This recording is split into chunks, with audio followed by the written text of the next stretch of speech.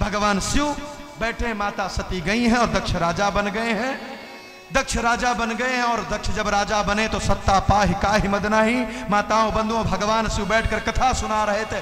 अचानक एक ऊपर से विमान गुजरा और विमान जब गुजरा, वहां से गड़गड़ करता हुआ विमान निकला तो माता सती का मन ही नहीं लगा कथा में। माता सती ऊपर देखने लगी।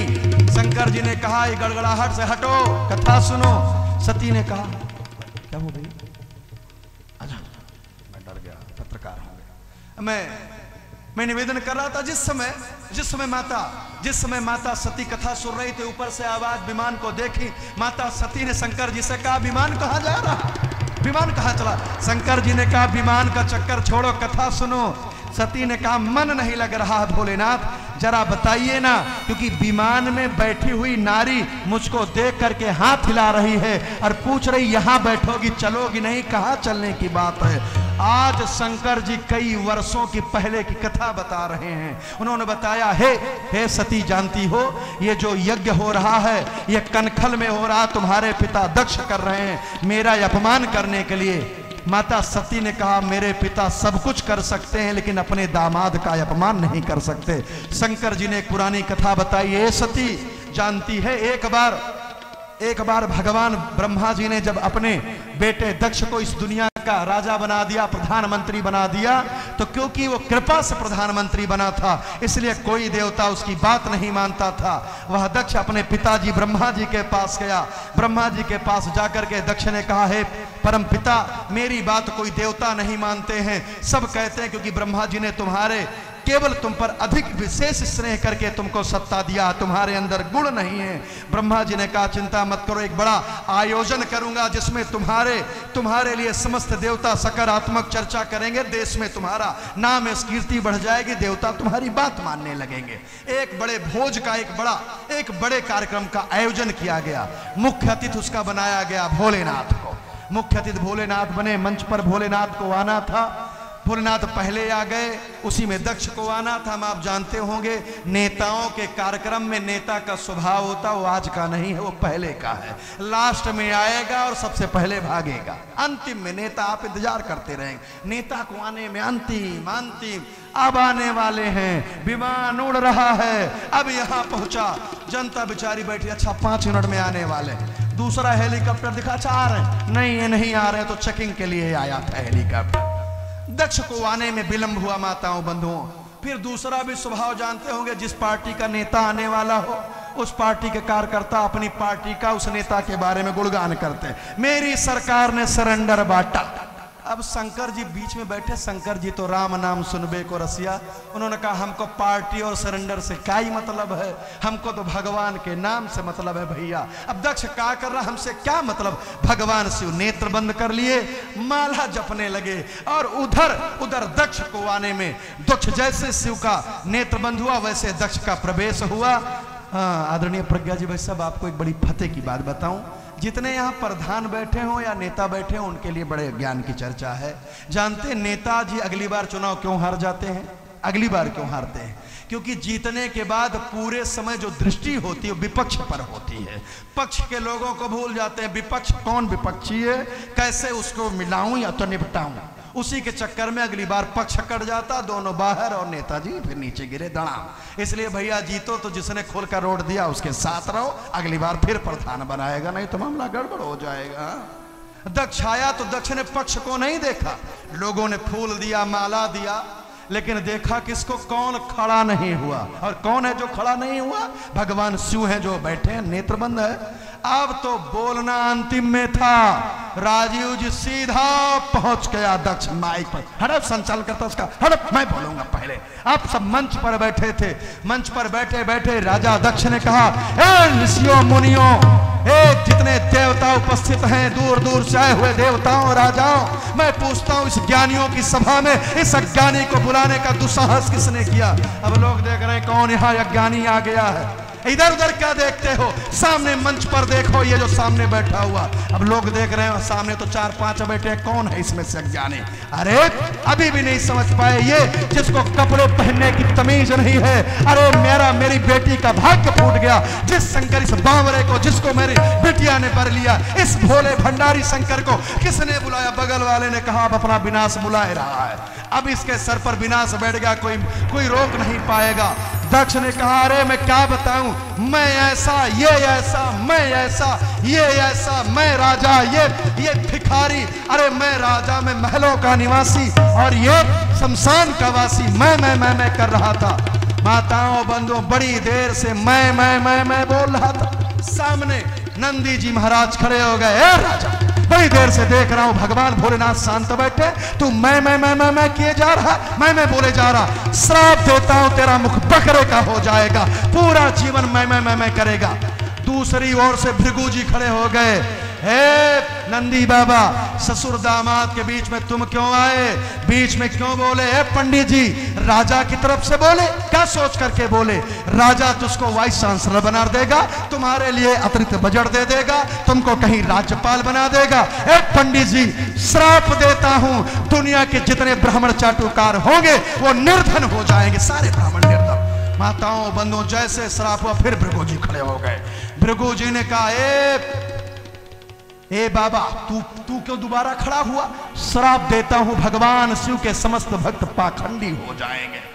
शंकर जी ने सोचा यह सम्मान समारोह चल रहा कि श्राप समारोह चल रहा। वो तो प्रसन्नाननम नीलकंठम दयालम, मुस्कुराते हुए पर्दा पीछे का हटाए धीरे से निकल करके चले आए, लेकिन आज तक अपनी पत्नी को नहीं बताए। जरा सीखिए। और हम हैं, दाल में नमक ज्यादा हो जाए तो तुरंत ना टोक दें तो दिल है कि मानता नहीं, तुरंत। तुझे दाल भी बनाना नहीं आता, तुझे दाल भी बनाना तुरंत। लेकिन शंकर जितना लंबा समय हो गया अभी तक नहीं बताए, आज बताए सती जी। इस कारण से तुम्हारा पिता मेरा अपमान करना चाहता है। माता सती ने कहा हे भोलेनाथ, जानते हैं संसार में बिटिया किसी की सबसे प्रिय होती है तो अपने पिता की होती है। पिता ही संसार है अपनी बेटी का, कोई बाप अपनी बिटिया का अपमान नहीं कर सकता है। भोलेनाथ संभव नहीं है, मुझे जाने दें, बहुत दिन हो गया दुख के साथ रही हूं, चली जाऊंगी बाबूजी के यहाँ, कोई न कोई कमी रह गई है। शंकर जी ने कहा चलो, मैं तो ध्यान में था, कोई पत्र आया?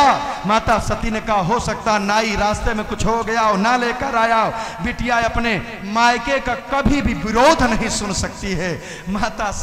माता सती ने कहा भोलेनाथ विश्वास मानिए, कुछ न कुछ कारण होगा, तभी पिता का पत्र नहीं आ पाया, जाने दीजिए। शंकर जी ने कहा देवी जा तो सकती हो, जानती हो 4 स्थानों पर बिना पत्र के जाया जाता है। पिता का घर हो, गुरु का घर हो, मित्र का घर हो, भगवान का घर हो, तो बिना बुलाए चले जाइए। लेकिन कोई अपमान करने वाला बैठा हो तो नहीं जाना चाहिए, वहां नहीं जाना चाहिए उस स्थान पर। यद्यपि मित्र प्रभु पितु गुरु के, यद्यपि मित्र प्रभु पितु गुरु के, जाए बिन वो लेवन सदेहा, जाए बिन वो लेवन सदेहा। तदपि विरोध माने जा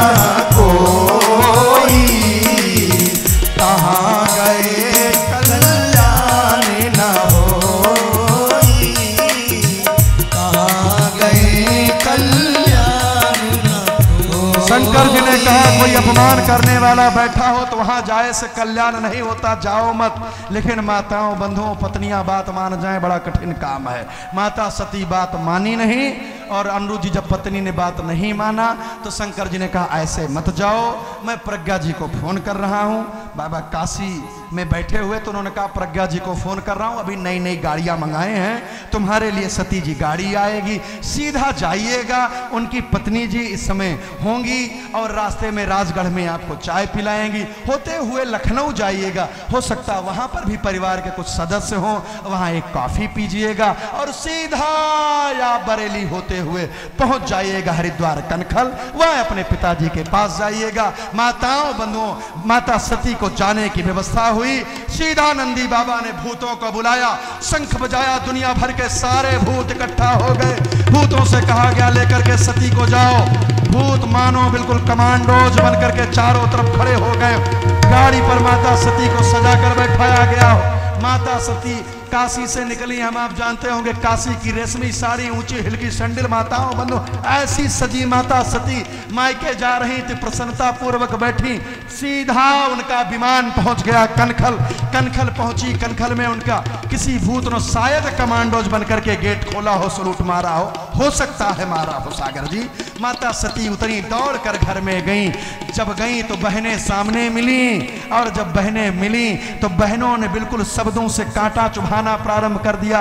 अरे सती तू अकेली आई, उनको नहीं लाई। दूसरी ने कहा उनको लाती कैसे, पत्र कहाँ दिया गया था। तीसरी ने कहा तो बिना पत्र मंगता की तरह बिना मुंह उठाए चली आई। चौथी ने कहा चल कोई बात नहीं, पत्र चला भी गया होता तब भी कहाँ आते वो। पांचवी ने कहा क्यों ना आते, अरे कुछ पहने तो नंग धुड़ंग घूमते रहते हैं, ससुराल आने लायक रहते हैं। पांचवी ने कहा जब नंग धुड़ंग रहते हैं तो क्या कमाते खाते नहीं है। कहा खाते क्या, पिंड का आटा पाते, तो कमाते क्या हैं। बहन ने कहा कमाते क्या, नेत्र बंद करके राम राम कमाते हैं, और क्या कमाएंगे। सभी बहनों ने जहर उगला, लेकिन माता कुमाता नहीं होती है। माताओं बंधुओं दूर से अपनी माँ को देखा तो जाकर लिपट लागी, रोने लगी। माँ ने कहा बिटिया जब घर में पिता अपनी बिटिया का अपमान करने पर उतारू हो जाए तब कौन उसका सम्मान बढ़ा सकता है। पिता की बात आई तो माता सती सीधा पहुंच गई यज्ञ मंडप की ओर, और यज्ञ मंडप में पहुंची तो चारों तरफ देख रही यज्ञ मंडप पर, और चारों तरफ देखते हुए देखा भगवान शंकर के बैठने का कहीं स्थान नहीं है। उनके सभी भूत उनके साथ थे। पिता को देखा तो नेत्र, जैसे नेत्रों से नेत्र मिला वैसे पिता ने अपना नेत्र बदल दिया। मैं निवेदन कर रहा हूं, बस कथा विश्राम होने वाली है 10 मिनट में, जरा ध्यान से आपसे निवेदन करूं, दुनिया में बिटिया से जो स्नेह नेत्रों से करता है वो बाप करता है। जितने लोग बैठे होंगे हम आप जानते होंगे, बिटिया जब तक बाप जीवित रहता, मैके जब जाती है तो किसी से पूछती नहीं है, उस मैके की रानी बन करके रहती है। लेकिन जिस दिन से बाबूजी शरीर छोड़ देते हैं, वही बिटिया जब मैके जाती है तो भाभी से कहती है भाभी बैग कहाँ रखूं। फिर वो बैग अपने आप नहीं रख पाती है, फिर वो पूछती है, क्योंकि बाबूजी प्राण हुआ करते हैं, बाबूजी प्राण होते हैं। बाबूजी के बिना संसार, कभी आप किसी पुरुष की शरीर छूटी हो, पिता की लाश द्वार पर हो, बेटा कहीं से आवे तो बेटा आता है, पिता की लाश पकड़कर नहीं रोता है। बेटा आएगा तो सबसे पहले माँ को चिपटा कर रोएगा। कभी गौर से देखिए, बेटा पिता की लाश पड़ी हो, पास में माँ लेटी हो, और बेटा परदेश हो तो लौट कर आएगा, पिता को देखकर लाश और माँ से जाकर चिपट जाएगा, माँ बाबूजी से मिला दीजिए। लेकिन उसी समय बिटिया आई हो ससुराल से, तो जिस मोटरसाइकिल पर बिटिया बैठ कर आती है, पति मोटरसाइकिल को रोक नहीं पाता है। पिता की लाश को देख करके बिटिया कूद पड़ती, उतरती नहीं है, और सीधा लाश से चिपट कर रोती है, आज के बाद मायका मेरा खत्म बाबूजी, आपके कारण ही तो मायका था, बाबूजी के कारण मायका था। हम आप जानते होंगे कि जो मायका है वो माई के कारण नहीं, वास्तव में बाप के कारण है। बाप ना हो तो मायका मायका नहीं। रक्षाबंधन पर भैया किसके डर से जाते थे? पिता के डर से जाते थे। पिताजी हे जा यार बिटिया को, बच्ची को जा। कभी गौर से देखिए, बिटिया विदा हो रही हो तो सबके सामने पिता कुछ नहीं देता, पत्नी से दिलाता, बहू से दिलाता है, लेकिन जब चोरी में अपनी लाडो को पाता है तो जेब में डाल देता है। बिटिया मैं जानता हूं कि पैसा बहुत नहीं दे सकता हूं, लेकिन जब भी कुछ हो सके तो मुझसे मांग लेना, तू चिंता मत करना, जब तक तेरा बाप जीवित है तू चिंता न करना, बिल्कुल चिंता मत करना।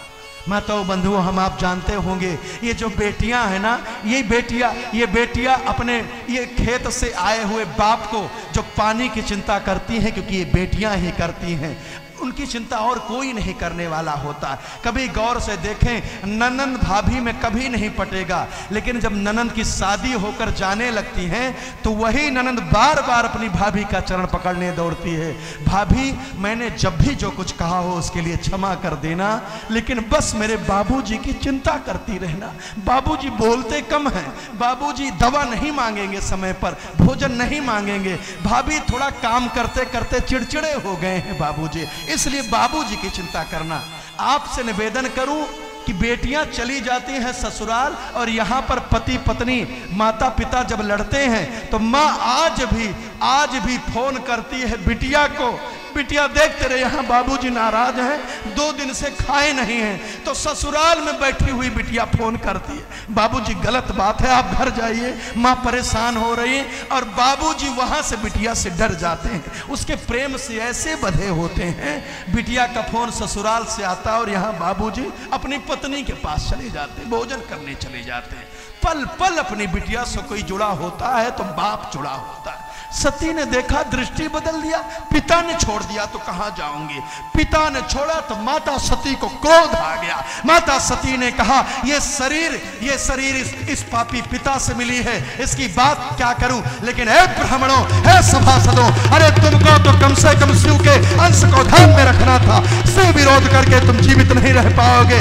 और जितने वहां विप्र बैठे थे, माता सती ने ललकारा सभी को, सुनहु सभासद सकल मुनिंदा, कहीं सुनी जिन शंकर निंदा, कहीं सुनी जिन शंकर निंदा, कहीं सुनी जिन शंकर निंदा। सो फल तुरंत लाभ सब ताऊ, भली भांति पछताव पिताहु, भली भांति पछताव पिताहु, पछताव पिताहु, पछताव पिताहु, पछताव पिताहु। यह पापी पिता भली भांति पछताएगा। अरे ब्राह्मणों, तुम एक भी नहीं बचोगे, शिव का विरोध करोगे।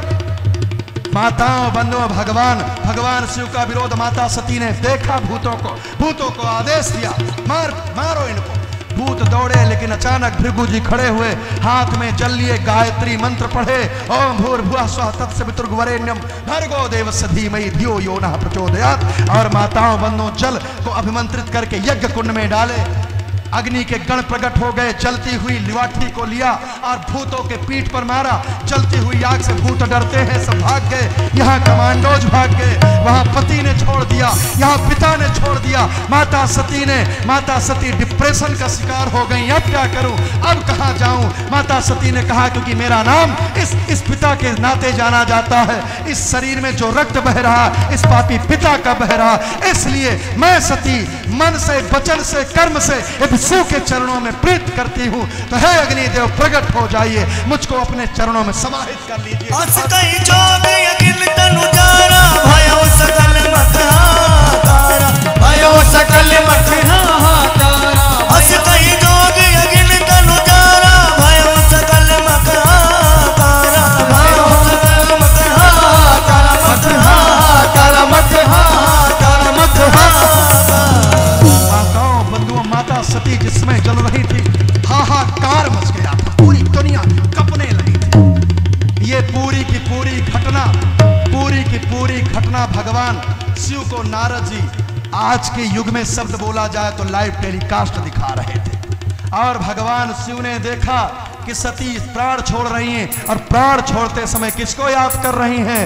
सती मरत हरि सन बार मांगा, सती मरत हरि सन बार मांगा, जन्म जन्म शिव पर अनुरागा, जन्म जन्म शिव पर अनुरागा, तेहि कारण हिम गिर गेह जाई, तेहि कारण हिम गिर गेह जाई, जनमी पारे तनु पाई, जनमी पाई तनु पाई। माता सती जलते समय अजय जी भगवान शिव का ध्यान कर रही थी, स्मरण कर रही थी, स्मरण कर रही थी, शिव को याद कर रही थी। भगवान शिव का स्मरण कर रही थी। भगवान शिव ने देखा, एक केस एक उखाड़ कर जमीन में पटका, और वीरभद्र, भूतों के राजा वीरभद्र प्रकट हो गए। वीरभद्र ने कहा, सरकार आदेश। शंकर जी ने कहा, समस्त यज्ञ को नष्ट करो। वीरभद्र निकला, और बाबूजी उधर से पिते हुए भूत आ रहे थे। भूतों ने अपना राजा देखा तो मानो अपना नेता देखते ही बिल्कुल उसके अंदर 420 वोल्ट का करंट आ गया हो। भूतों से कहा, फिर लौट कर चलते हैं। कनखल में युद्ध चल रहा था। आपने फिल्म देखे आदरणीय दिनेश जी, कभी फिल्म देखा है? अमरीश पुरी पहले तो कितना गड़बड़ करें, लेकिन अंत में फिर एक के पीछे एक लगा दी जाती है बंदूक ना, तो मानो भूतों ने एक के पीछे एक खड़ा कर दिया। और आपसे निवेदन करूं, वीरभद्र वहां पहुंचे तो वीरभद्र में दक्ष की खोपड़ी काटी नहीं, बल्कि कद्दू जैसी पकड़ी, पकड़कर तोड़ी और तोड़कर यज्ञकुंड में डाल दिया, यज्ञकुंड में डाल दिया। दक्ष मरा। जब यजमानी चला गया तो यज्ञ नष्ट हुआ। सामने खड़े हुए भग नाम का एक ब्राह्मण खड़ा था। ये क्या कर रहा था? जब मैया, जिस समय मैया जल रही थी, क्या कर रहा था? बताया उस समय ये आंख दिखा करके हंस रहा था। दौड़ कर गया, दोनों उंगली लिया, मारा और दोनों आंखें फूट गई एक साथ। पास में पूखा नाम का एक विप्र खड़ा था, देवता। ये क्या कर रहा था? भूतों ने कहा सरकार, उस समय दांत दिखा कर हंस रहा था। मुट्ठी बांधा, एक पक्का मारा, सीधा पति सी अंदर हो गई। भृगु खड़े थे, ये क्या कर रहा था? भूतों ने कहा दाढ़ी मूंछ पर हाथ फेर रहा था, पकड़ा और पकड़कर नोच लिया, दाढ़ी मूंछ सब निकल गई बाहर। एक बात निवेदन कर रहा हूं, हाथ जोड़ करके, दक्षिणा के लिफाफा में, सत्कर्मों में, भगवान के सम्मान में यदि हम ब्राह्मण कमी कर देंगे, यदि मैट पर आप द्वार की पूजा करा देंगे, गणेश जी को उत्पत्ति करा देंगे, जिन गणेश पर, गौरी पर आपकी श्रद्धा नहीं होगी तो यजमान क्या होगी? मैटों पर यदि हम गौरी गणेश को लाएंगे तो विश्वास करिए आज नहीं कल दंड हम ही पाएंगे। यजमान तो दक्षिणा दिया तो पुण्य पाया, लेकिन पाप ब्राह्मण लेकर जाता है। इसलिए भैया, परिवार चले न चले, लेकिन यजमान से कहिए जब तक गोबर की लिपाई नहीं होगी, जब तक निश्चित स्थान खाली नहीं करोगे, तब तक पूजा नहीं करूंगा। हो ना हो, हम ब्राह्मण ही इसको आगे ठीक से नियोजित रूप से बढ़ा सकते हैं। हम बिगाड़ेंगे तो समाज बिगाड़ देगा, व्यवस्था तो समाज चाहे रहा बिगाड़ दे। माताओं, बंधुओं, ब्रह्मा जी ने जब ये दुख कष्ट देखा तो सबको लेकर के गए भगवान शिव के पास। सबको लेकर के गए तो भगवान तो प्रसन्नाननम नीलकंठम दयालम। ब्रह्मा जी ने कहा कौन शिवा को आपसे दूर कर सकता है? वो तो आपकी प्रिया है, आद जगजननी है, आपकी आत्मा रूप में है। भोलेनाथ लीला चल रही, क्रोध कम करिए। भोलेनाथ मुस्कुराए, क्या चाहते हैं? ब्रह्मा जी ने कहा इन बच्चों को क्षमा करिए। हम, आप जानते होंगे, दक्ष को बकरे का शीश दे दिया। आगे आप बढ़ते हैं, भग जिसकी आंख चली गई थी, तो जो चश्मा लगाए हैं, पहली बार शंकर जी ने चश्मा लगा कर दिया। ये जो चश्मा आप लगाए हैं, चश्मा वही लगाए हैं जिन पर शंकर भगवान की विशेष कृपा है। तो ऐसे जैसे हमारे अरविंद जी भाई साहब है, तो मैं सोच रहा था चश्मा सामान्यतः उतारते नहीं है, बात करते हैं तब भी। तो इसका कारण यही है कि ये चश्मा भगवान शिव की विशेष कृपा से मिला है। मेरा निवेदन है, चश्मा वालों जरा ताली बजा लीजिए। हाँ, अब जो नहीं, जिनके नहीं लगा फिर भी बजाए हैं। हम जान गए हैं कि गर्मियों में साइकिल भी भले चलावें, लेकिन कलुआ लगाकर घूमते हैं आप, ये पक्का हो गया, तभी बजा रहे हैं। माताओं, बंधुओं, पूखा बिना दांत का था, का हुजूर हम कैसे रहेंगे? भगवान ने कहा यार सत्तू बनाकर खाना, अब इसका तो कोई इंतजाम नहीं। तब नकली दांत की व्यवस्था नहीं चल रही थी, सत्तू की व्यवस्था बता दिया। भृगु पीछे खड़े थे, पूछा भृगु का क्या होगा? ब्रह्मा जी ने कहा इसको दाढ़ी और मोछ अति प्रिय है। शंकर जी ने कहा पूरी नहीं दूंगा, फ्रेंच कट दे दूंगा। इसलिए जो फ्रेंच कट दाढ़ी आती है ये भृगु कट है, चिंता मत करिए। अमिताभ बच्चन के साथ आप भी रख सकते हैं, आप भी बागवान बना सकते हैं, फ्रेंच कट में कोई दिक्कत नहीं है। माताओं, बंधुओं, फ्रेंच कट दाढ़ी दिया। भगवान तो भगवान है, भगवान जब प्रसन्न हो जाएं तो कुछ भी दे सकते हैं, और क्रोधित हो जाएं तो सब कुछ ले सकते हैं। ये उनके हाथ में है। वो सब सिद्धियां, नवनिधियां सब उनकी दासी हैं। वो कभी भी दे सकते हैं, कभी ले सकते हैं। माताओं, बंधुओं, तत्पश्चात माता सती की जो शरीर जल रही थी, बस 1 मिनट का आग्रह। जिस समय सती की शरीर जल रही थी तो मां वो जलते समय एक चौपाई बोली थी। वो चौपाई क्या थी? तो उर्धर चंद्र मौल वृष केतु। मरते समय हृदय में किसको बैठाया? चंद्रमौली। वहां पर शिव नहीं लिखा, महादेव नहीं लिखा, विश्वनाथ नहीं लिखा। ये चंद्रमौली जो शब्द लिखा गया विशेष है। चंद्रमौली मीन्स क्या होता है? चंद्रमा शीश पर धारण करने वाले। चंद्रमा से क्यों उपमा उस समय शिव को जोड़ा गया, क्यों कहा गया? तो क्योंकि चंद्रमा भगवान शिव के शीश पर है। और कौन सा है? तो पूर्णमासी का नहीं है, पंचमी का नहीं है, अष्टमी का नहीं है, ना चतुर्दशी का नहीं है, फिर द्वितीया का चांद है, द्वितीया का। और वो चांद की एक विशेषता है प्रज्ञा जी, वो अमावस्या में कृष्ण पक्ष का नहीं है ना, नहीं, वो कृष्ण पक्ष का नहीं है, बल्कि वो शुक्ल पक्ष का है। जब शून्य से एक दिन चंद्रमा ने थोड़ी रोशनी परिवाह किया, थोड़ा प्रकाश समाज को दिया, तो जब द्वितीया में पहुंचा तो शिव ने शीश पर ले लिया। मेरा निवेदन है बुद्धिजीवी समाज इसको पकड़ कर लेकर जाना। सन्मुख होए जीव मोहि जब ही यहीं से जोड़ती है चौपाई। हम एक दिन समाज परिवार की सेवा में आगे बढ़ते हैं तो शंकर जी कहते हैं तू धर्म के काम में एक दिन आगे बढ़ेगा तो आगे तुझको अपने शीश पर बिठाकर दुनिया में मैं दौड़ाऊंगा, ये शिव गारंटी लेते हैं। इसलिए द्वितीया की चांद को शिव शीश पर लेते हैं, द्वितीया के चांद को शिव ने शीश पर ले लिया है। हमारे आदरणीय जो मनोज जी वंशी बजा रहे काशी से आए हैं। काशी के पास एक जनपद है चंद्रमौली, जहां के अरविंद जी रहने वाले हैं, जिसको अपभ्रंश रूप में चंदौली कहा जाता है। हमारे जनपदों के आसपास बहुत स्थान हैं जिसको अंग्रेजों ने नाम दिया तो अपभ्रंश कर दिया। जैसे हमने कई कथाओं में बताया है कि भक्त राज प्रहलाद का जन्म जो भगवान नारद से ज्ञान लिए ही पास में लिए थे। हम आप जब जाते हैं लखनऊ तो जाते समय रास्ते में एक स्थान पड़ता मुसाफिर खाना। मुसाफिर खाना के आगे कादू नाला, वो कादू नाला नहीं बल्कि कयाधू नाला था, उसको कादू नाला लिख दिया। पहले जिस जिले का नाम हरिद्रोही था उसका नाम आगे चल करके हरदोई कर दिया गया। बहुत ऐसे नाम मैं बताऊं तो बहुत सारे नामों को परिवर्तित किया है।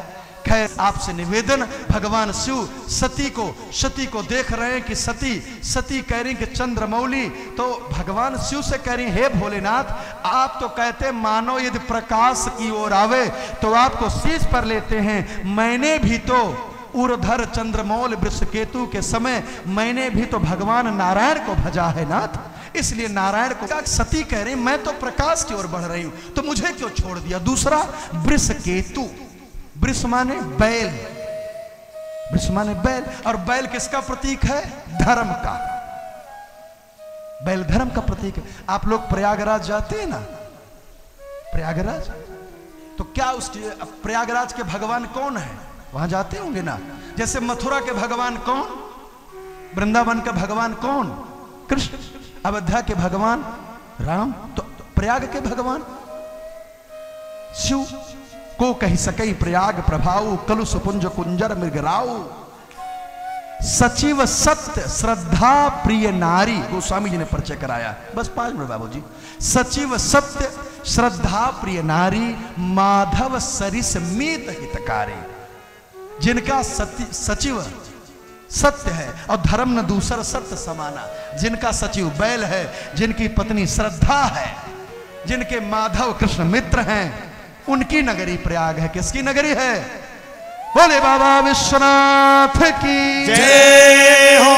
इसलिए कभी प्रयाग जाइए तो केवल लेटे हुए हनुमान जी का और गंगा जी में डुबकी लगाकर ना आइए, बल्कि रेतों को लीजिए, एक पार्थिव शिवलिंग बनाइए, घर से लुटकी ले जाइए और गंगा जी का जल लाइए और उनसे कहिए न मुझे कोई मंत्र आता है, न मुझे कोई तंत्र आता है, न गायन आता है। भोलेनाथ मेरे इसी रेते में आ जाइए, बैठ जाइए, मैं आपका जलाभिषेक कर लूं। और आप विश्वास मानिए, इतना जैसे कहेंगे वैसे भगवान आ जाएंगे। संकल्प लेने के लिए अनिवार्य नहीं कि लंबा मंत्र आप पढ़ें, केवल आप भगवान का सुमिरन कर लें और आपको जो आवे। मैं भारत देश की इस स्थान पर बैठ करके आज इस तिथि इस दिनांक को आपका सुमिरन करते हुए नाथ ये अपेक्षा कर रहा हूं, वैसे ही वो संकल्प पूर्ण हो जाता है। माताओं बंधुओं, बस इतना निवेदन करता हुआ भगवान शिव से माता सती कह रही आप तो धर्म के जानकार हैं, आप धर्म के जानकार हैं तो आप हमको छोड़ नहीं सकते हैं। माता सती ने कहा यदि मैं बिगड़ी भी होंगी तो दोष आपको लगेगा। शंकर भगवान प्रसन्न हो गए। जली हुई सती के शरीर को माताओं शंकर जी ने कंधे पर लिया। इतना रोए हैं माताओं, इतना रोए हैं भोलेनाथ, कोई रोना जाने तो भोलेनाथ से। जब जानकी भगवान राम से दूर हो गई थी तो भोलेनाथ को याद करके राम रो रहे थे। इतना रोए हैं। आप जब जाएंगे पाकिस्तान तो पाकिस्तान से आपके यहाँ एक व्रत में नमक खाती हैं। क्या नमक है? कौन सा? लाहौरी नमक, सीधा नमक खाते हैं। ये जानते हैं ये नमक क्या है? भगवान शिव के अश्रु हैं। आज भी वहां पर भगवान इतना रोए थे, एक पर्वत बन गया था नमक का, जिसको कटाक्ष राज बोला जाता है। पाकिस्तान में आज भी उस पर्वत से बड़ी श्रद्धा है। वहाँ का जो सुप्रीम कोर्ट है उसने अभी स्पेशल जज ने आदेश दे करके उस कटाक्ष राज को सजवाया गया है और वहाँ की पूजा प्रारंभ कराई गई। हिंदुओं के लिए कटाक्ष राज खोला गया है। माताओं इतना रोए। उधर तारकासुर को मारना था, लोगों ने नारायण से निवेदन किया, भगवान ने चक्र सुदर्शन उठाया। भगवान शिव के दुख से दूर करने के लिए माता सती के शरीर को 51 स्थानों पर स्थापित किया। वैसे कुछ संतों का मत है 52 स्थानों पर है, 1-2 स्थानों का मतिभ्रम चल रहा है। आप जो मानते हो वही मानते रहिए। 51 या 52 शक्तिपीठ, 51 शक्तिपीठों में भारत अलग अलग माता सती का शरीर गिरा। कहां गिरा पहला जानते?